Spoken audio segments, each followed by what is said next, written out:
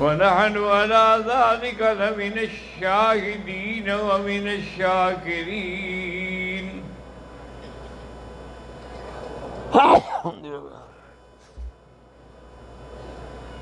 والحمد لله رب العالمين رب اشرح لي صدري ويسر لي أمري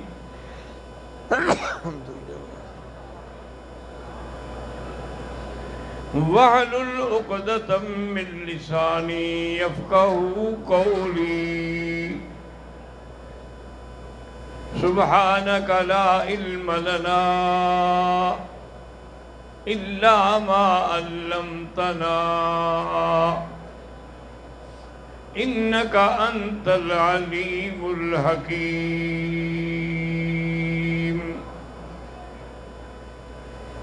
برادران اسلام،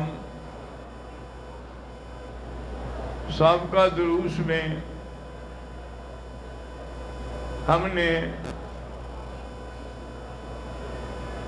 صبر اور اس کے بعد شکر اور اس کے مقابلے پہ کفر کے بارے میں بات کی تھی. آج کے درس میں ہم زبان کی حفاظت کے بارے میں عرض کرتے ہیں کہ زبان جو ہے یہ بڑی اہم ترین چیز ہے.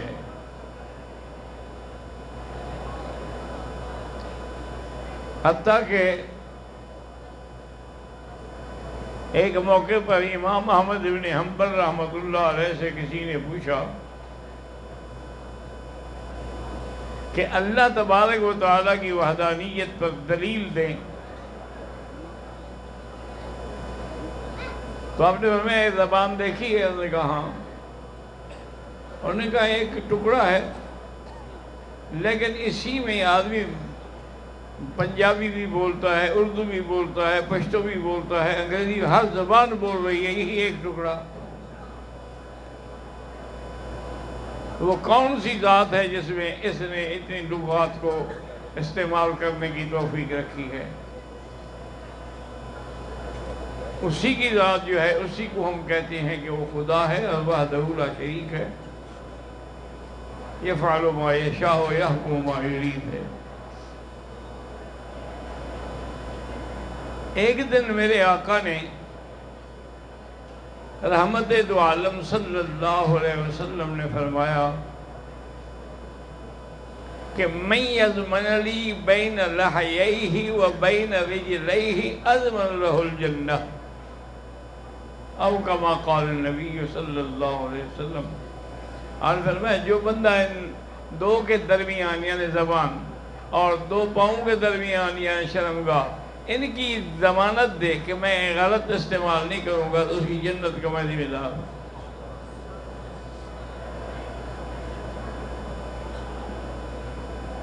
کیونکہ یہ زبان جو ہے ایک ایسی چیز ہے کہ ایک دفعہ حضرت داؤد علیہ السلام نے حضرت لقمان کو فرمایا کہ ایسا کرو، ایک بکری ذبح کرو، اس میں جو سب سے بہتر گوشت کا ٹکڑا ہو وہ لے آؤ.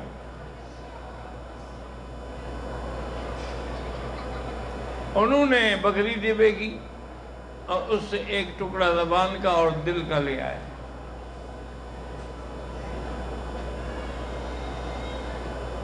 کئی دنوں کے بعد انہوں نے کہا اچھا بھائی اب ایک دفعہ پھر بکری ذبح کرو اور جو اس میں سب سے برا ٹکڑا ہو وہ لے آؤ.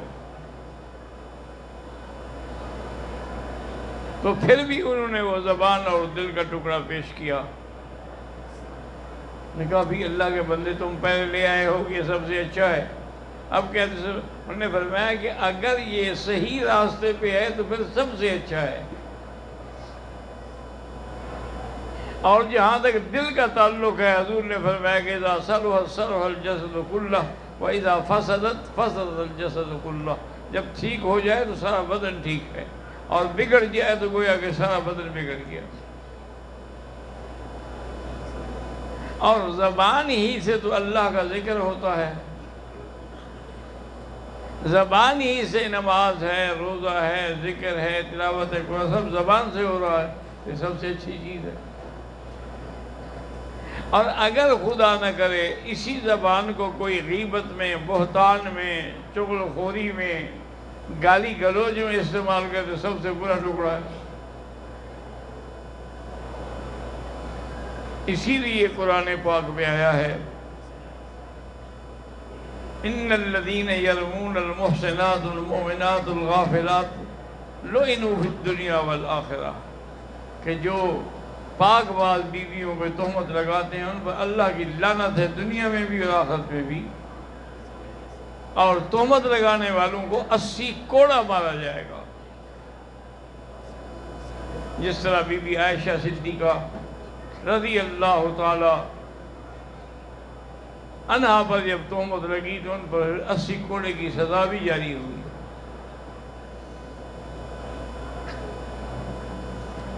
ایک دن حضور صلی اللہ علیہ وسلم بیٹھے ہوئے ہیں اور بی بی عائشہ صدیقہ رضی اللہ تعالیٰ عنہا بھی بیٹھی ہیں۔ یہود کے کوئی پڑھے لکھے لوگ گزرے تو انہوں نے کہا السلام علیکہ۔ وہ حضور صلی اللہ علیہ وسلم کو جب آتے تھے تو کہتے تھے السلام، سام مانا موت، کہ تم پر موت ہو، سلامتی نہیں۔ السلام علیکہ تو مانا سلامتی ہو تم پر، لیکن وہ کہتے تھے السلام علیکہ۔ تو بی بی عائشہ سے صبر نے فرمایا وعلیک السلام واللعنہ، تم پر موت ہو اور اللہ کی لعنت ہو۔ حضور نے فرمایا عائشہ کیا کر رہی ہو؟ انہوں نے کہا حضور آپ نے سنا نہیں کہ انہوں نے کیا کہا ہے؟ ارے تو تم نے نہیں سنا میں نے کیا کہا ہے؟ انہوں نے کہا السلام علیکم، میں نے کہا وعلیکہ۔ تو اللہ میری سنے گا کہ ان کی سنے گا؟ تو اس لیے زبان کو بلا وجہ استعمال نہ کیا کرو کہ آدمی حد سے بڑھ جائے۔ اسی طرح ایک دن بی بی عائشہ صدیقہ نے اشارہ کر کے بات کی کہ حضور یہ صفیہ جو ہے نا چھوٹے قد والی، حضور نے فرمایا کیا کہہ رہی ہو؟ قلت کلمۃ لو مدجت البحر، تم نے آج ایسی بات کی اگر دریا میں بھی ڈالو تو کڑوا ہو جائے گا۔ چھوٹا قد ہے، بڑا قد ہے، اللہ نے بنایا، تم کون ہو اعتراض کرنے والی؟ حضور صلی اللہ علیہ وسلم اتنے سخت ناراض۔ اسی طرح حدیث میں آتا ہے کہ ماعز اسلمی سے زنا ہو گیا، حضور کی خدمت میں حاضر ہوا، یا رسول اللہ اصبت حدا فاقم ہو، میں نے گناہ کیا ہے مجھ پر حد جاری کریں۔ حضور نے رخ پھیر لیا، وہ دوسری طرف سے پھر آ گیا، اصبت حدا یا رسول اللہ، حضور نے پھر رخ پھیر لیا، وہ ادھر سے پھر آ گیا، یا رسول اللہ اصبت حدا۔ تو محدثین نے لکھا ہے کہ منشا یہ تھا حضور کا کہ یا تو 3 دفعہ اقرار کرے، یا اگر 1 دفعہ 2 دفعہ کے بعد بھاگ جاتا ہے تو بھاگ جائے، کوئی مدعی تو ہے نہیں ہمارے پاس، وہ خود ہی اقرار کر رہا ہے نا اپنے گناہ کا۔ لیکن جب وہ 3 دفعہ طرف پر اقرار پہ پکا رہا تو حضور نے حکم دیا کوئی رجم کی جائے۔ رجم کی گئی، مر گیا، واپس آ رہے تھے نا لوگ رجم کر کے، تو کسی نے کہا کہ ایسے مر گیا ہے کما یقتل الکلب، جیسے کتا مرتا ہے، دیکھا نہیں کیسے پڑا ہوا تھا۔ حضور خاموش رہے، آگے آئے تو ایک گدھا مردہ پڑا تھا، آپ نے فرمایا یہ کھاؤ گے؟ انہوں نے کہا حضور یہ تو مردار ہے، حرام ہے، ہم کیسے؟ انہوں نے کہا وہ جو گلہ کر رہے تھے مسلمان کا وہ تو اس سے بھی زیادہ گناہ ہے۔ اَيُحِبُّ أَحَدُكُمْ أَن يَأْكُلَ لَحْمَ أَخِيهِ مَيْتًا فَكَرِهْتُمُوهُ، بھائی کا گوشت کھانے سے اب تمہیں خیال نہیں آیا؟ تو زبان سے اللہ معاف کرے ایسے لفظ نکل جاتے ہیں جو ہلاکت کا باعث ہوتے ہیں۔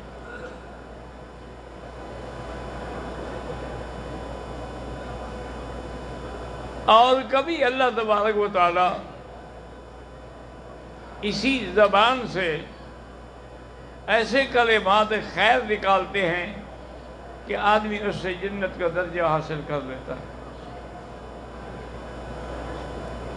حضور صلی اللہ علیہ وسلم نے فرمایا کہ مجھے معراج کی رات دکھایا گیا کہ کچھ لوگ کھڑے ہیں اور اپنے ہاتھوں سے ناخنوں سے اپنے چہرے کے اور اپنے بدن کے گوشت کو نوچ رہے ہیں، وہ پھر ٹھیک ہو جاتے وہ پھر نوچتے ہیں۔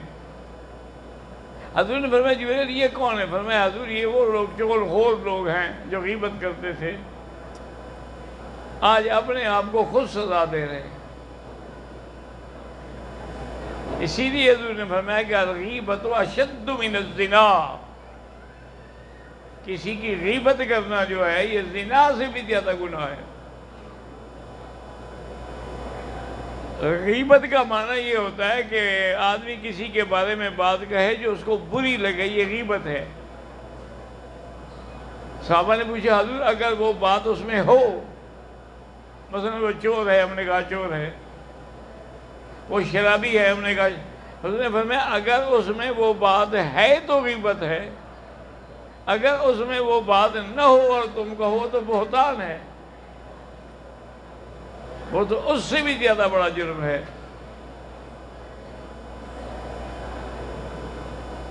تو صحابہ نے پوچھا حضور پھر یہ غیبت زنا سے بھی زیادہ شدید ہے، کیا مطلب؟ آپ نے فرمایا زنا سے توبہ کرے تو اللہ معاف کر دیتے ہیں، لیکن غیبت سے توبہ کرے تو معافی نہیں ملتی جب تک وہ معاف نہ کرے جس کی غیبت کی ہے۔ تو اسی لیے اس میں بہت بڑا مسئلہ اہم ہے، وہ بندہ نہ ملے یا معاف نہ کرے تو گناہ معاف نہیں ہوگا۔ اس لیے آپ نے فرمایا کہ الغیبۃ اشد من الزنا، کہ وہ زنا سے بھی زیادہ سخت۔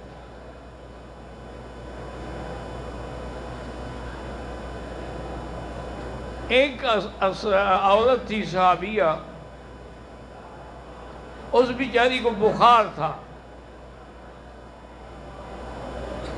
بڑھاپا پھر بخار، تو وہ گالیاں دے رہی تھی بخار کو۔ حضور نے فرمایا کیا کر رہی ہے؟ اس نے کہا میں حضور میں تنگ آ۔ آپ نے فرمایا کیا کہہ رہی ہے؟ تو تمہاری گالی دینے سے کیا ہو جائے گا اس کو؟ اگر صبر کرو تو تمہیں جنت ملے گی، اگر صبر نہ کر سکو تو میں تمہارے لیے دعا کرتا ہوں اللہ تمہیں شفا دے گا۔